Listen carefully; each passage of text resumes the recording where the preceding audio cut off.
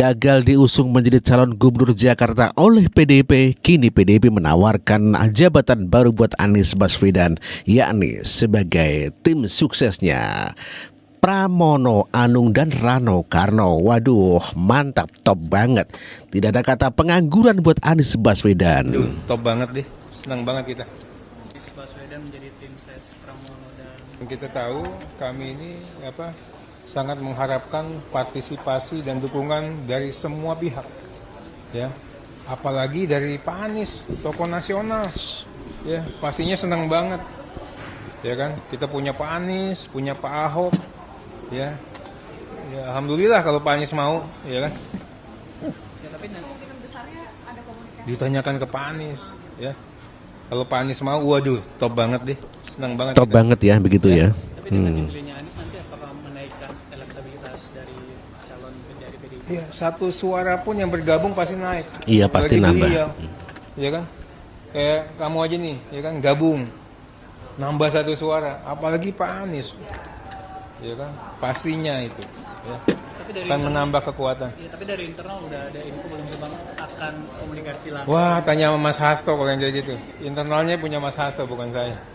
Tapi kemarin Mas Bram kan udah kasih clue kalau untuk ketua tim ses ini memang keluar dari kader dan juga popularitasnya cukup tinggi begitu kalau dari Mas Bram.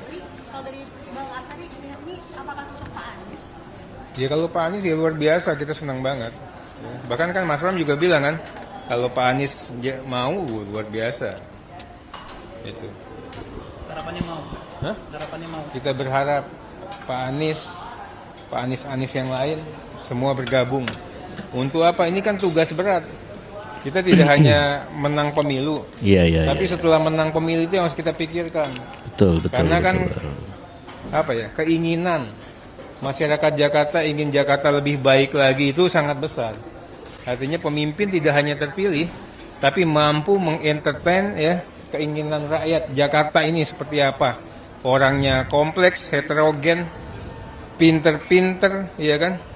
Ya, dengan segala macam keinginannya, itu yang harus bisa diramu, diformulasikan, sehingga akan menjadi suatu kebijakan untuk Jakarta. Apalagi ada perubahan, Jakarta ini tidak menjadi ibu kota, tapi daerah khusus Jakarta, yang spektrumnya harus lebih spesifik lagi.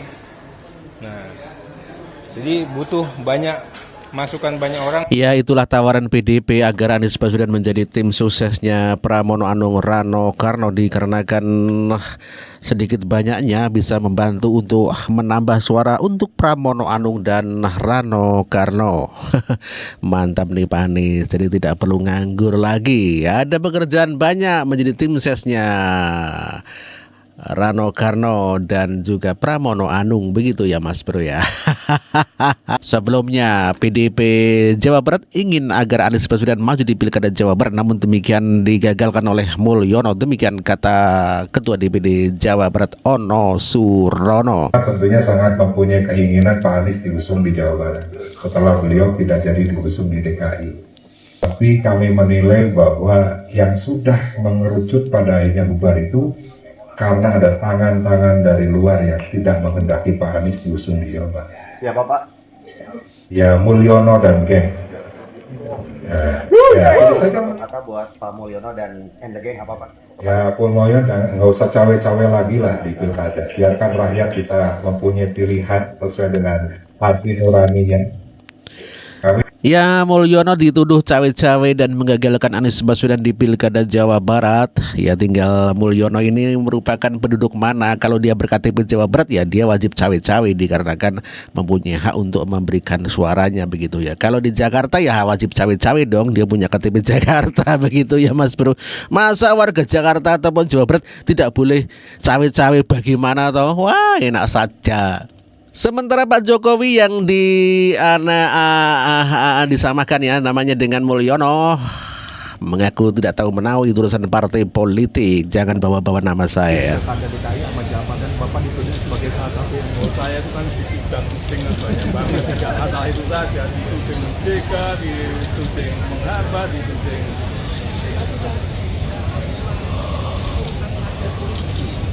mau mencalonkan dan tidak mencalonkan itu urusan koalisi, urusan partai politik, ada mekanisme, tidak perlu Saya juga bukan pemilik partai. Kalau semuanya tahu saja. Pak Hari Senin. Pak Pramono itu menjadi jembatan gitu Pak untuk bisa menengahi komunikasi. Ya boleh saja, anggapan itu boleh saja. Tapi itu benar berarti Pak. Anggapan itu boleh saja. Ya, itulah jawaban Pak Jokowi yang dianggap sebagai Mulyono yang dikatakan sebagai penjegal Anies Baswedan. Hebat dong Pak Mulyono ya, bisa menjegal Anies Baswedan.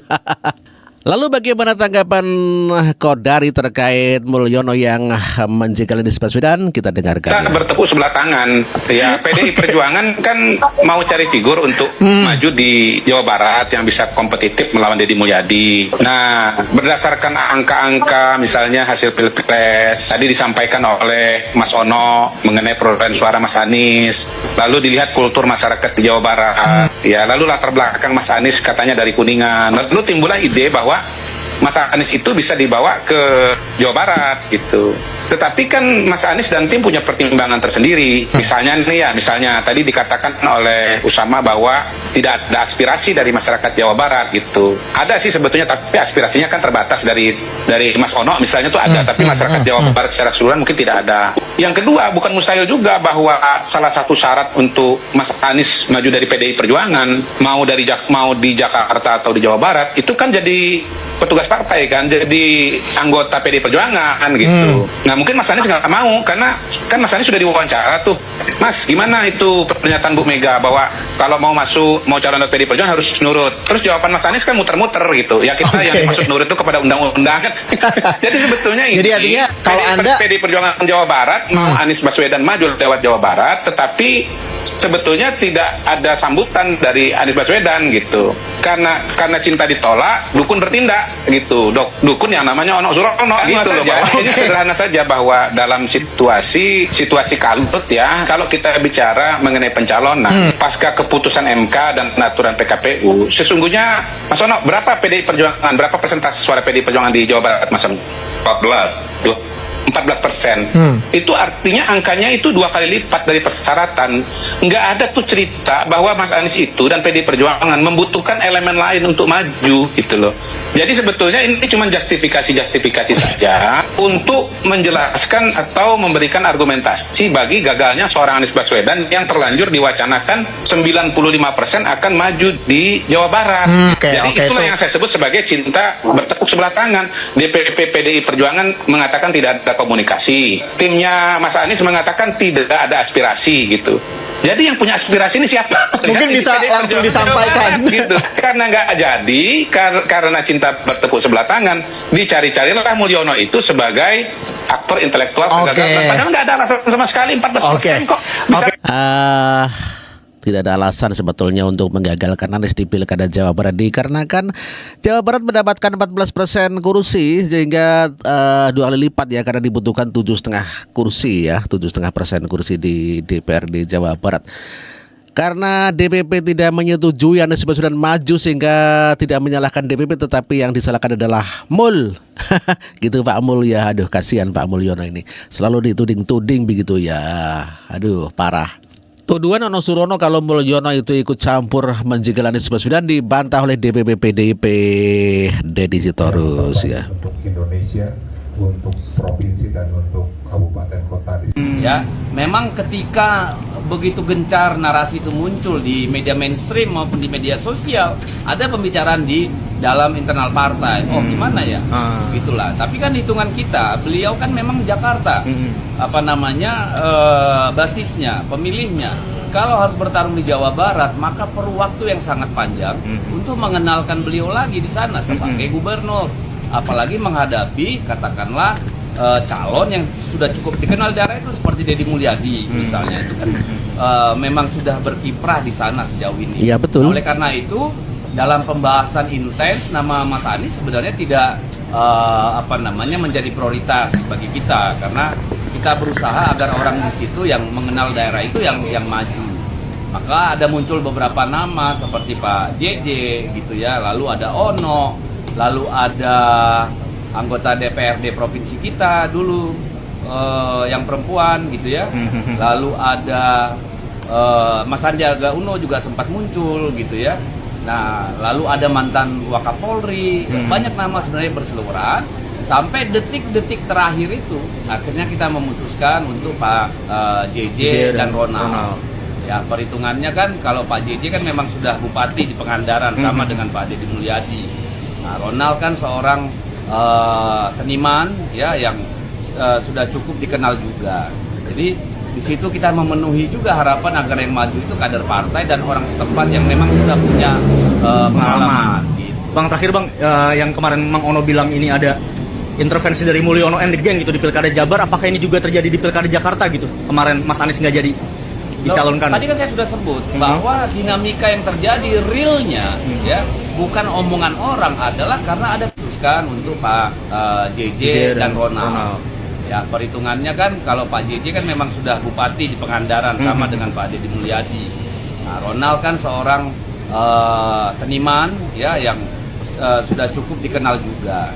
Jadi di situ kita memenuhi juga harapan agar yang maju itu kader partai dan orang setempat yang memang sudah punya pengalaman. Gitu. Bang, terakhir Bang, yang kemarin Mang Ono bilang ini ada intervensi dari Mulyono and the Gang gitu di Pilkada Jabar, apakah ini juga terjadi di Pilkada Jakarta gitu? Kemarin Mas Anies nggak jadi dicalonkan. Tadi kan saya sudah sebut bahwa dinamika yang terjadi realnya ya bukan omongan orang, adalah karena ada keinginan yang kuat. Di satu sisi DPD DKI, pengurus provinsi kita DKI itu sangat ingin untuk mengusung Mas Anies karena dianggap sudah paham situasi Jakarta, dan Pilpres kemarin suaranya juga cukup bagus.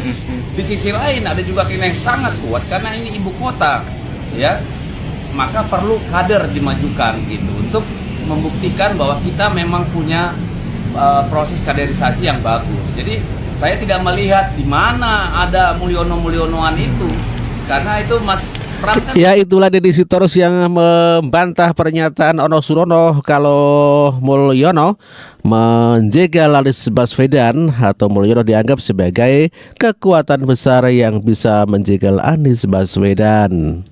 Tempo juga mengabarkan di balik batalnya Anies Baswedan menjadi Cagup Jakarta ada cawe-cawe tangan Mulyono. Kita dengar ceritanya ya. Jakarta dari PDIP, ada cawe-cawe dari Istana. Ya kan, yang pertama adalah soal revisi Undang-Undang MD3. Ya. Kalau revisi Undang-Undang MD3 ini berjalan, Puan ya yang memang diplot untuk menjadi ketua DPR lagi, itu tidak akan bisa menempati posisi itu.